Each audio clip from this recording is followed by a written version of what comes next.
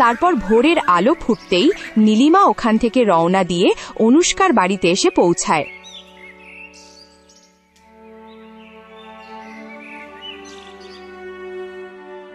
আরে তুমি কে? তোমাকে তো আমি আগে কখনোই দেখিনি। আমি তোমার পুরো সত্যিটা জানি। তুমি আরশির সাথে যা করেছো, নিজের মুখেই সত্যিটা স্বীকার করো, নইলে তোমাকে এর মূল্য দিতে হবে। আরে তুমি কে যে আমাকে হুমকি দিতে এসেছো?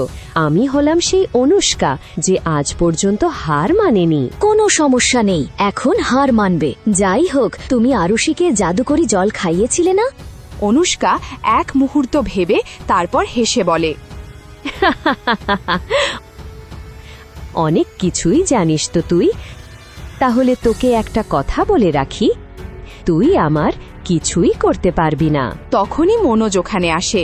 আরে আরে আরে, এ কোনো পাগল মেয়ে নাকি যে আমাদের বাড়িতে ঢুকে পড়েছে? ঠিক তখনই হঠাৎ সাদা আলো হয়ে নীলিমার শরীর থেকে আরুষি বেরিয়ে আসে।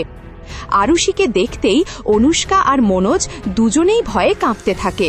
তোমরা সবাই আমার সাথে যা করেছো, এখন আমি তোমাদেরকে আমার সাথে নিয়ে যাব আর তোমাদের শাস্তি দেব। এ কি? এ তো আরুষির আত্মা। এ কিভাবে হয়ে গেল? আরে আরে, একে তাড়িয়ে দাও না। ও হলো আত্মা।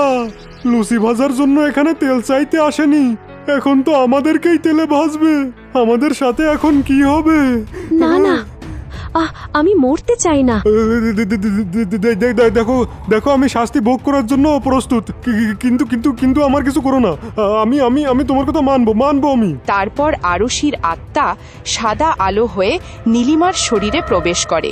এখন বলো, তোমাদের অপরাধ কখন স্বীকার করবে? মহারাজের সামনে কখন যাবে? তখনই কল্যাণী আর রঞ্জন ওখানে আসে।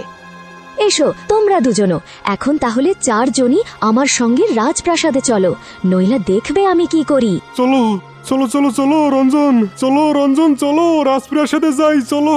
আরে আরে আরে, আমরা এই মেয়েটাকে ভয় পাবো কেন? আমরা কেন যাব রাজপ্রাসাদে? না না না দাদা, আমরা রাজপ্রাসাদে যাব না। এখন চলো রঞ্জন, ওখানেই বাকি কথা বলা যাবে। চারজনই ভয়ে ভয়ে রাজপ্রাসাদে পৌঁছায়। আরে কি হয়েছে, কি বিষয়? আজ তোমরা সবাই একসাথে এসেছো কেন? কোনো সমস্যা হয়েছে নাকি? সবকিছু ঠিক আছে তো? নীলিমা কাঁদতে কাঁদতে পুরো ঘটনাটা বলে, যা শুনে সবাই হতবাক হয়ে যায়। কি? আরে না না না না না না, এরকম হতে পারে না।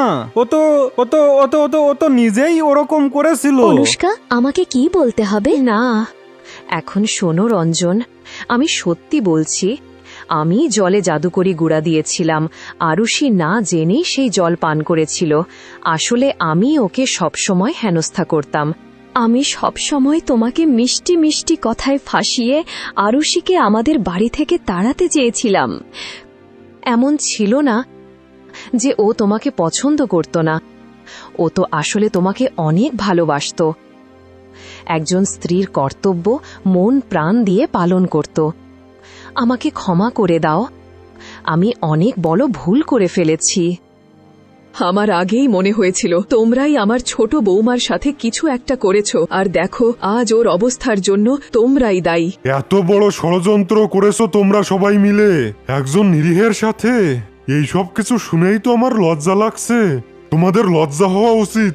সব মেয়েরাই নিজেদের ঘর ছেড়ে শ্বশুরবাড়িতে আসে, শ্বশুরবাড়িকে নিজের ঘর মনে করে, আর তোমরা তার সাথে এরকম ব্যবহার করো। তোমাদের সবারই লজ্জা হওয়া উচিত। তোমরা সবাই আরুষির সাথে অনেক অন্যায় করেছো। ক্ষমা করে দিন মহারাজ, আমরা সবাই ভুল করে ফেলেছি। আমাদের এরকম করা একদমই উচিত হয়নি। মনোজ আর অনুষ্কা, তোমাদের দুজনকে আজীবন কারাগারে থাকার শাস্তি দেওয়া হলো। এখন থেকে তোমরা শুধু তোমাদের কুকর্মের শাস্তিই পাবে না, বরং তোমরা সমাজের সামনে উদাহরণও হবে। রাজা রঞ্জনের দিকে তাকালেন। ও এমনভাবে দাঁড়িয়েছিল যেন ওর কাছে এখন হারানোর মতো আর কিছুই নেই।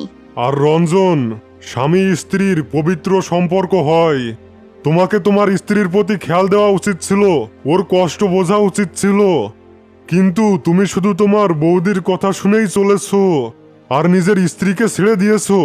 এই জন্য তোমাকে এখন কারাগারে বন্দী করা হলো।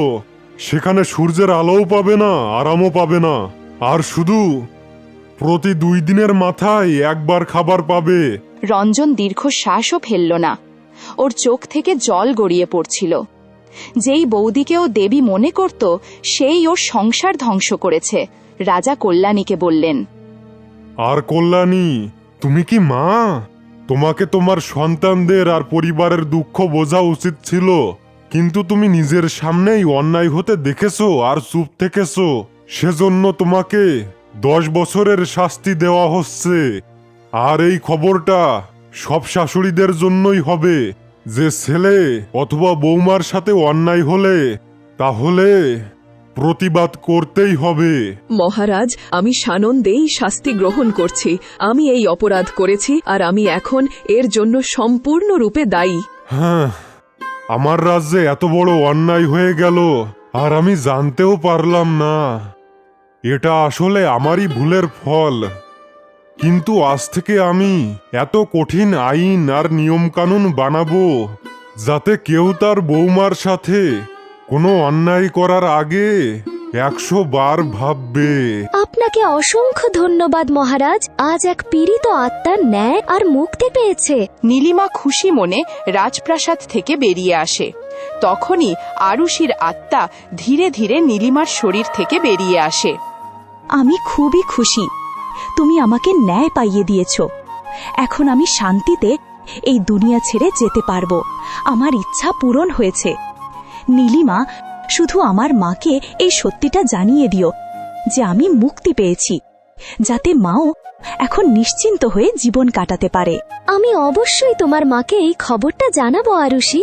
আরুষির আত্মা ধীরে ধীরে উজ্জ্বল আলোর সাথে ওখান থেকে অদৃশ্য হয়ে যায়। নীলিমা নর্মদার বাড়ি গিয়ে দেখে যে নর্মদা গাছের নিচে টলমল করে হেঁটে বেড়াচ্ছে। নীলিমা এগিয়ে এসে নর্মদাকে সামলায়। মা, তুমি কি কিছুই দেখতে পাচ্ছ না? কি বলবো মা, কিছুদিন আগে মেয়ে মারা গেছে। তখন থেকে এই চোখ দিয়ে এত জল পড়েছে যে চোখের শক্তি শেষ হয়ে গেছে। এখন কিছুই দেখতে পাই না। আর ভালো তো তাই না, ওদের চেহারা দেখতে হয় না। যারা আমার মেয়ের সাথে এসব করেছিল, নিজের শত্রুদেরও নিজের চোখে দেখা কখনোই অতটা সহজ নয় মা। তোমার মেয়ে এখন মুক্তি পেয়ে গেছে আর ন্যায়ও পেয়েছে। তুমি কি বলছো মা? তুমি আমার মেয়েকে কিভাবে চেনো? নীলিমা ধীরে ধীরে নর্মদাকে সবকিছু বিস্তারিতভাবে বুঝিয়ে বলে। সত্যি, আমার মেয়ে এখন মুক্তি পেয়ে গেছে। আমি খুবই খুশি মা। আমি জানি না যে তুমি কে, কিন্তু তুমি ন্যায় করেছো।